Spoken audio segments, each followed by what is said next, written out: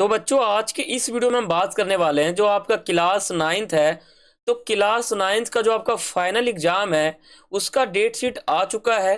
तो आज के इस वीडियो में हम ये देखेंगे कि आपका जो फाइनल एग्जाम है उसमें जो आपका हिंदी का विषय है, हिंदी का जो सब्जेक्ट है, इसका जो एग्जाम है वो 12 मार्च, बच्चों ध्यान से सुनना, 12 मार्च 2024 को आपका क्लास 9th का जो हिंदी का विषय है इसका फाइनल एग्जाम है। तो वो जो आपका हिंदी का पेपर होगा 12 मार्च को, उसका फॉर्मेट क्या रहने वाला है और कुछ इंपॉर्टेंट क्वेश्चन क्या रहने वाले हैं और एक most important sample question paper आपको दिखाऊंगा जिसमें से बहुत सारे क्वेश्चन आपके एग्जाम में एकदम एकदम पूरा का पूरा रिपीट हो सकते हैं। इसलिए आप वीडियो का एंड तक बने रहना।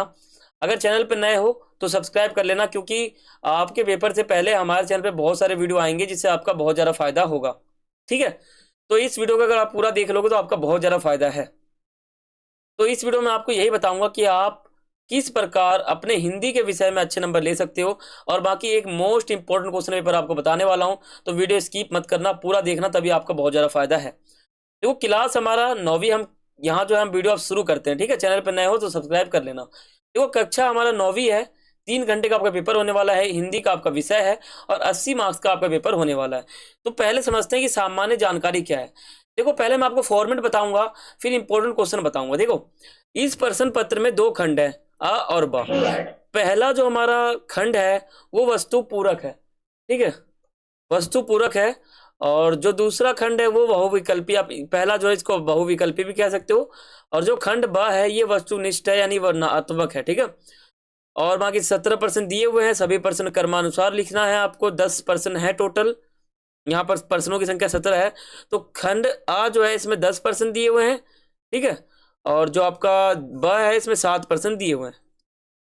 अब जो इसमें किस प्रकार से रहेगा वो मैं आपको बताता हूँ। देखो पहला जो आपका खंड अ है ये आपका रहेगा गद्यांश वाला, यानी इसमें आपको पढ़ना है और पढ़ने के बाद इसका जो क्वेश्चन है उसका आंसर आपको देना है। इसमें भी आपको 4 ऑप्शन मिलेंगे, तो इसको आपको पढ़ना है, क्वेश्चन आंसर ऊपर ढूंढना है और 4 में से आंसर आपका 1 हो जाएगा। ठीक है, बहुत आसान है, आप ये कर सकते हो।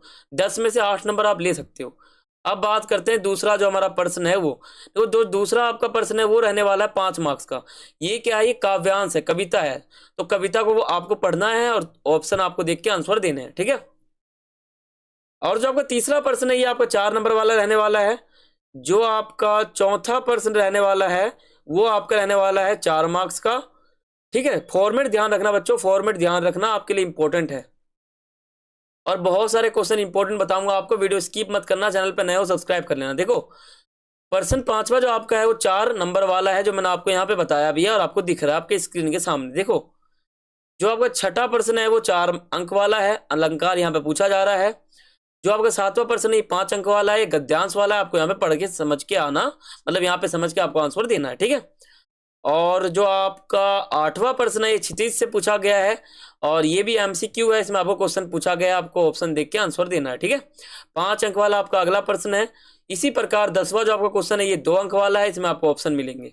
तो देखो बच्चों 10 प्रश्न आपके क्या थे, 10 जो प्रश्न थे वो आपके खंड, देखो बच्चों जो आपका खंड आ था इसमें टोटल 10 प्रश्न दिए हुए थे जो मैंने आपको बता दिया।